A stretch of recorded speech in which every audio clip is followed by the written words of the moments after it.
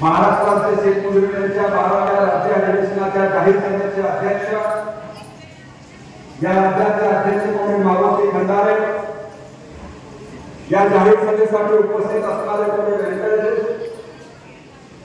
या जाहीर सभेचे दुसरे मुख्य वक्ते अखिल भारतीय किसान सभेचे राष्ट्रीय सहसचिव आणि किसान सभेचे राज्य सचिव कॉम्रेड डॉक्टर अजित कमळे, या महाराष्ट्राच्या शेतमजुरीचे राज्य सेक्रेटरी ज्यांनी प्रस्तावना केली असे बळीराम भोगळे, या सभेसाठी व्यासपीठावर उपस्थित असणारे शेतमजुरीचे सर्व सन्माननीय पुढारी, या अधिवेशनाच्या जाहीर सभेसाठी उपस्थित झालेल्या माझ्या महाराष्ट्राच्या मराठवाड्याच्या बीड जिल्ह्याच्या वेगवेगळ्या भागातून आलेल्या माझ्या लढाऊ वाहतूक कष्टकरी भावा आणि बहिणी, हे अधिवेशन ज्या भूमीमध्ये होत आहे, ज्या तालुक्यामध्ये ज्या जिल्ह्यामध्ये होत आहे ती भूमी आणि तो जिल्हा हा कष्ट करणाऱ्या शेतमजुरांच्या शेतकऱ्यांच्या वयाची पार्श्वभूमी असणारा हा जिल्हा आणि हा तालुका आहे, ज्यामध्ये रोजगारीचा प्रश्न असेल, सातत्याचा संप असेल किंवा आम्ही करत असणाऱ्या मेहनतीला आम्हाला सन्मान आणि स्वाभिमान मिळावा यासाठीची लढाई असेल, ही लढाई ज्या गावामध्ये ज्या परिसरामध्ये काही दिवस नाही, महिने नाही, वर्ष चालवणारा हा लाल तालुक्याच्या राज्याच्या शेतमजुरीचा अधिवेशन त्या ठिकाणी होत आहे. आणि म्हणून या अधिवेशनाला असणारी परंपरा, या लांब ठेवून या जिल्ह्यात राजकारण कष्ट करणाऱ्या मेहनत करणाऱ्या लोकांसाठी घेतलेले कॉम्रेड हामेरोजचे असतील, कॉम्रेड बाबा साठे असतील, कॉम्रेड बाबासाहेब देशमुख असतील, कॉम्रेड गंगाधरराव गुलाबी असतील, कॉम्रेड बाळासाहेब शेट्टे असतील, कॉम्रेड बाबासाहेब बरोले असतील किंवा प्रकाश घोडके असतील, या सगळ्या माणसांनी हा लाल तालुक्याचा इतिहास, हा कष्ट करणाऱ्या श्रम करणाऱ्या माझ्या मानवाचा हा संघर्ष जारी करण्याचं काम या जिल्ह्यामध्ये झालेलं आहे. आणि मग एक वेगळी भूमिका या अधिवेशनाला, ज्या संख्येने माझ्या भगिनी या ठिकाणी उपस्थित झालेले आहे, ज्यांना काम केल्याशिवाय आपल्या घरची चूल भेटत नाही, अशा कष्ट करणाऱ्या माझ्या धर्मशास्त्रीच्या संख्येने या ठिकाणी उपस्थित झालेला आहे. हाच खरा लाल तालुक्याचा विजय आणि या सरकारच्या याचं कारण आहे. या महामानवाचा प्रश्न कुठलीही भाजपच्या वाढण्याची नाही आहे. ज्या घरामध्ये आम्ही राहतो आहे, मागच्या 10-15 वर्षापासून आम्ही घराच्या जमिनीवरती आमच्या मेहनतीच्या पैशातून कच्चे पक्के घर बांधलेले आहे. ते घर सन्मानाने आमच्या घरावर झालं पाहिजे या मागणीसाठी आमची महिना रस्त्यावरती आलेली आहे. 3,000 रुपयाच्या बहिणीच्या भोवतीसाठी ही महिला रस्त्यावरती आली नाही आहे. मी राहत असलेलं घर माझ्या नावावरती झालं पाहिजे. मी करत असलेल्या मेहनतीचा पैसा मला मिळाला पाहिजे.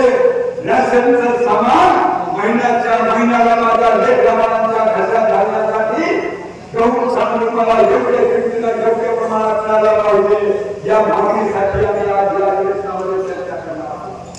परंतु चित्र काय या महाराष्ट्राचं, एका बाजूला मेहनतीला केलेला पावसाळा आहे, राहण्यासाठी घर बांधतो आहे, दुसऱ्या बाजूला हे सरकार कुठंतरी 1,500 रुपयाची गोवर आणि एसटीच्या पासमध्ये सुद्धा प्रामाणिकपणे सांगा, एसटी मध्ये खंडात सन्मानाने आपल्याला देतोय का? गिरीश केलं जात आहे, परंतु त्याच्यावरती हे सरकार आपली हरकत करताना आणि महिलांना एवढं दिला आणि तेवढं दिलं.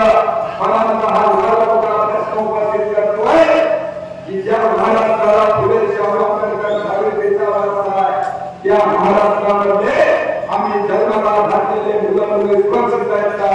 हा खरा प्रश्न या भारतीय जनता पार्टीच्या केंद्राच्या आणि राज्याच्या सरकारला आहे. कुठला प्रश्न आहे? केंद्राचे मंत्री असणारा रक्षा खडसे काळजीपूर्वक ऐका. केंद्राचा रक्षा मंत्री, केंद्राचा केंद्रीय मंत्री असणारा रक्षा खडसेंची मुलगी जर सुरक्षित नसेल, स्वतःच्या भौतिक पोलिसांच्या संरक्षणामध्ये जर गावाच्या जत्रेमध्ये गेली आणि गावातली काही पोरं जर तिला करत असतील, तर मेहनत करणाऱ्या माझ्या महाबहिणीच्या लेकरांचा काय प्रश्न आहे? हा खरा प्रश्न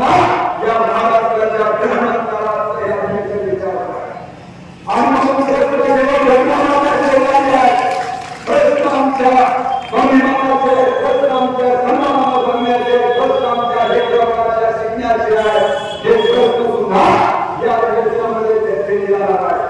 प्रश्न कुठले घेतलेले आहेत या ठिकाणी कष्ट करणारा महिला तरुण विद्यार्थी असेल तो आत्मविश्वास शेतकरी सुद्धा आहे त्यांच्या सुद्धा कर्जमाफीचा शेतकऱ्यांच्या शेतमजुरांच्या सहकारात पुऱ्या झाल्या पाहिजे या मागणीला घेऊन या अधिवेशन चर्चा करत आहे.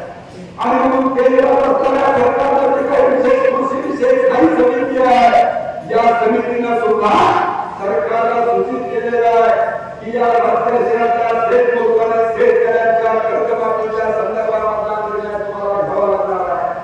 आणि म्हणून महाराष्ट्रावरती किसान सभा असेल किसान सभेला धरून असणारी शेतमजूर युनियन असेल या सगळ्यांच्या प्रश्न एकत्रित घेऊन या पुढच्या काळामध्ये शेतकरी किसान सभा आणि शेतमजूर युनियनला हातामध्ये हात घालून या सगळ्या प्रश्नावरची लढाई मारण्याची चर्चा या उद्याच्या अधिवेशनामध्ये होईल आणि या सगळ्या प्रश्नावर किसान सभा आपल्या सोबत आहे हे सांगण्यासाठी आपल्या ठिकाणी याची नक्की चर्चा आपण करा आणि येत्या काळामध्ये लढाई शेतकरी शेतमजूर कामगार विद्यार्थी आणि युवक महिलांना सोबत घेऊन आपल्या धर्मासाठी झालेल्या महागाईचा प्रश्न असेल लेकरांच्या शिक्षणाचा प्रश्न असेल आपल्या आरोग्याचा प्रश्न असेल आपल्या घरच्यांचा प्रश्न असेल या प्रश्नावर बोलण्यासाठी लाल भावट्याशिवाय दुसरा कुठला झेंडा येत नाही हा या पुढच्या काळामध्ये ही लढाई आणि तीव्र करण्याचा निर्णय या अधिवेशनात घेईल एवढीच चर्चा या प्रसंगी थांबतो. इन्क्लाब जिंदाबाद.